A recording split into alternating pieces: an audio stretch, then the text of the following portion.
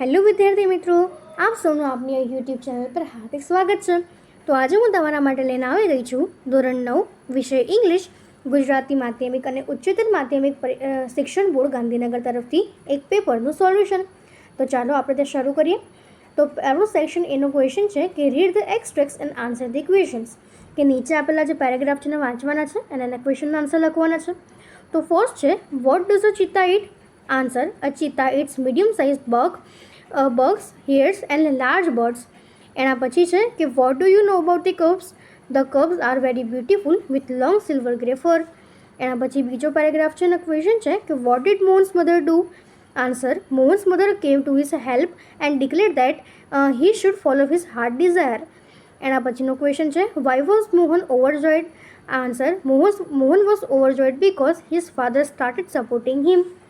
એના પછીનો પેરેગ્રાફના ક્વેશ્ચન છે કે હું declared Rani ki Vav an approved site? Answer, UNESCO declared Rani ki Vav as an approved site. What is the Vav an example of? The Vav is an example of water management system. એના પછીના પેરેગ્રાફના question છે what will boost Jignesh confidence? Answer, if Jignesh plans for only one day and tries to follow it, he will get habituated to doing like that and it will boost his confidence. એના પછી છે what discourage Jignesh? Answer, Jignesh get discourage when he cannot follow the timetable. એના પછી છે કે right whether the sentences are true or false, એટલે કે નીચે આપણા સેન્ટેન્સ છે સાચા છે કે ખોટા તે લખવાના છે. તો ફર્સ્ટ સેન્ટેન્સ છે કે there are 32 ડેસિડિયસ teeth, તો આ સેન્ટેન્સ ખોટું છે. એના પછી છે કે Chandni has brought old life to me, તો આ સેન્ટેન્સ પણ આપણું ખોટું છે, એટલે બેમાં ફોલ્સ આવશે. એના પછી સેક્શન બી છે કે read the stanza and answer the question, કે નીચે આપેલી પંક્તિઓને વાંચવાની છે અને એના પરથી ક્વેશ્ચનના આન્સર લખવાના છે.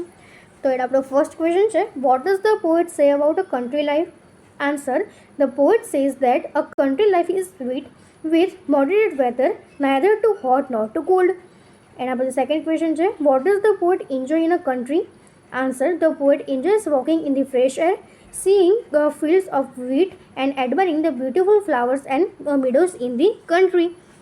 એના પછીનો આપણો ક્વેશ્ચન છે કે read the passage and answer the question, કે નીચે આપેલા જે પેસેજ છે એને વાંચવાનો છે અને એના પરથી ક્વેશ્ચનનો આન્સર લખવાના છે. તો એનો આપણો ક્વેશ્ચન છે કે how many boats were there? Who was in the each boat? તો આન્સર થશે there were 12 boats, there were a young handsome prince in each boat. એના પછીનો ક્વેશ્ચન છે કે why did the princess go? તો the princess went to a silver forest. એના પછીનો question છે what did Mihir do?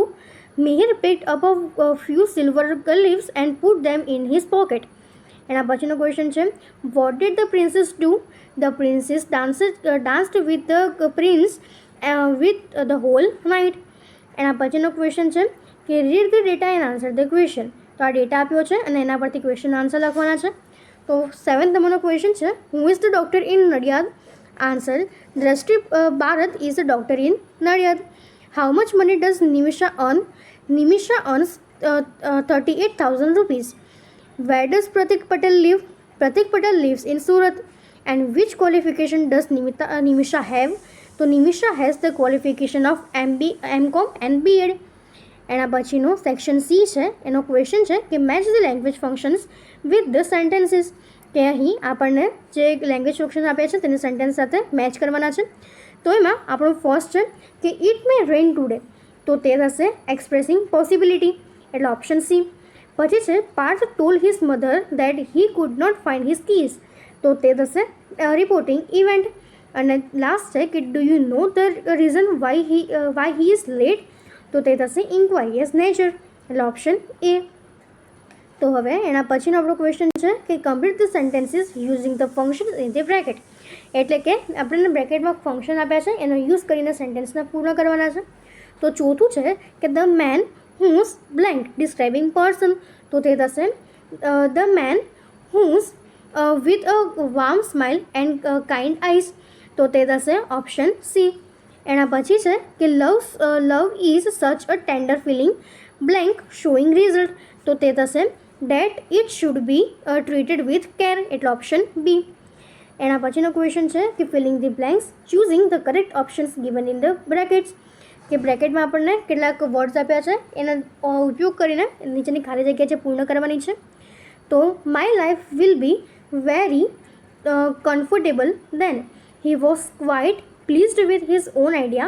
He decided to follow the cups and steal one. એના પછીનો ક્વેશ્ચન છે find and write the word having nearest meaning. તો અહીં આપણને વર્ડ આપ્યા છે, એના નિયરેસ્ટ મિનિંગ ફાઇન્ડ કરીને લખવાના છે. તો પહેલું છે પ્રીશિયસ, તો તે થશે પ્રીશિયસ એટલે વેલ્યુએબલ. એના પછી છે મોશન, તો મોશનને આપણે લખી શકીએ કે તે મૂવમેન્ટ થશે. હવે એના પછીનો ક્વેશ્ચન છે સેક્શન ડી કે join the following sentences with the proper conjunction, કે આપણે યોગ્ય કન્જક્શનનો ઉપયોગ કરીને સેન્ટેન્સીસને જોઈન કરવાના છે. તો પહેલું છે કે the merchant was guilty, the king put him in prison, તો તે થશે the merchant very guilty therefore the king put him in prison. એના પછી બીજું છે કે you can select a red pen, you can select a blue pen, તો you can select either a red pen or a blue pen. હવે એના પછી છે કે rewrite the paragraph filling the blanks with the appropriate words from the brackets, કે આપણને જે બ્રેકેટમાં words આપ્યા છે એનો ઉપયોગ કરીને નીચે જે પેરેગ્રાફ છે એને પૂર્ણ કરવાનો છે. તો તે થશે કે how beautiful this hills are, she thought, and how refreshing is the breeze that blows through them. I must run, RUN, run across those green fields. She ran towards the hills, HILLS, but was stopped with a jerk. તો હવે એના પછીનો question છે કે do as directed, કે સૂચના પ્રમાણે કરવાનું છે. તો ફોર્થ છે કે mister Amit Mehta is an old man. He likes reading, music and traveling. He often tries to learn classical music. He sings sweetly. તો સ્ટાર્ટ લાઈક ધીસ વે કે મિસ્ટર અમિત મહેતા વોઝ, તો આપણે લખી શકીએ કે mister Amit Mehta was an old man. He liked reading, music and traveling. He often tried to learn classical music and he could sing sweetly. એના પછી છે કે write the proper question two gate the underline parts in its answer, એટલે કે અહીં જે આપણને સેન્ટેન્સમાં underline કરેલો પાર્ટ આપ્યો છે તેનો ઉપયોગ કરીને એક એવો ક્વેશ્ચન બનાવવાનો છે કે એ અંડરલાઇન કરેલો પાર્ટ એ એના ક્વેશ્ચન આન્સરમાં આવે. તો ફિફ્થ છે કે વિનીત બોટ સ્વીટ્સ યસ્ટરડે, તો અહીં વિનીત નીચે અંડરલાઇન છે, તો તે થશે કે હુમ બોટ સ્વીટ્સ યસ્ટરડે, તેનો આન્સર થશે વિનીત. એના પછી છે કે મોના ઇઝ વોચિંગ ટીવી, તો અહીં આપણને વોચિંગ ટીવી નીચે અંડરલાઇન આપ્યું છે, તો આપણે લખી શકીએ કે વોટ ઇઝ મોના ડુઈંગ, તો તેનો આન્સર થશે વોચિંગ ટીવી. એના પછી છે કે Rohan likes the black bike, તો અહીં બ્લેક નીચે અંડરલાઇન છે, તો આપણે લખી શકીએ કે which bike does Rohan like, એટલે ઓપ્શન ડી, અને એનો આન્સર થશે કે બ્લેક બાઇક. એના પછી છે કે section E write a paragraph on any one. તો અહીં આપણને પહેલો ટોપિક છે કે ઇમ્પોર્ટન્સ ઓફ ટ્રીઝ. તો અહીં આપણને કેટલાક એના કી પોઈન્ટ્સ આપ્યા છે કે પોઈન્ટ્સ છે કે trees gives us fruits, vegetables, flowers, woods, medicines etcetera. Birds build nests, make the surroundings beautiful, keep the environment clean, attract rain and prevent soil erosion. તો એનો જે આપણે પેરેગ્રાફ છે એ આપણે આ રીતે લખી શકીએ છીએ. એના પછીનો આપણો બીજો ટોપિક છે કે અર્થક્વેક, અને એના આપણી પાસે પોઈન્ટ્સ આપ્યા છે કે causes, theorems, damage to structures, loss of leaves, trees and electric poles and uprooted, alters the features of the earth and man is helpless against the earthquake. તો એના માટેનો પેરેગ્રાફ છે આપણે આ રીતે લખી શકીએ. એના પછીનું છે કે ફ્લડ્સ, તો ફ્લડ્સનું ને આ ફ્લડ્સ જે છે એના માટે પણ એસે આપણે આ પ્રમાણે લખી શકીએ છીએ. મિત્રો આ જે 3 એસે છે એ આપણા IMP છે, તો તમે તે તમારી પરીક્ષા માટે કરી લેજો.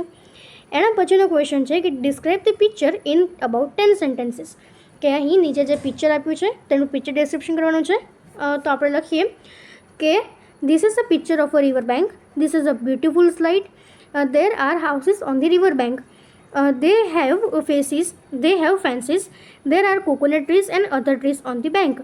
2 men are sailing the boats in the river. Some boys are swimming. A woman is carrying a pot. The sun was setting down the river. The man is catching a fish. It is a beautiful picture. એના પછી છે ઓરમાં કે write an email to your uncle થેન્કિંગ him four the birthday present. તો આપણે લખી શકીએ from ajay13@hotmail.com to samir14@yahoo.com. Subject thanks for birthday present. My dear uncle, yesterday was Saturday. It was my birthday. It with great fun and gaiety. I celebrated it with my great fun and gaiety. Early in the morning, there was a knock at the door.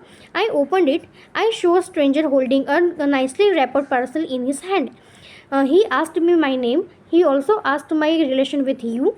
After that confirmation, he gave me the parcel. I opened it, and to my surprise and happiness, there was an extremely beautiful golden wrist watch and a sapphire suit.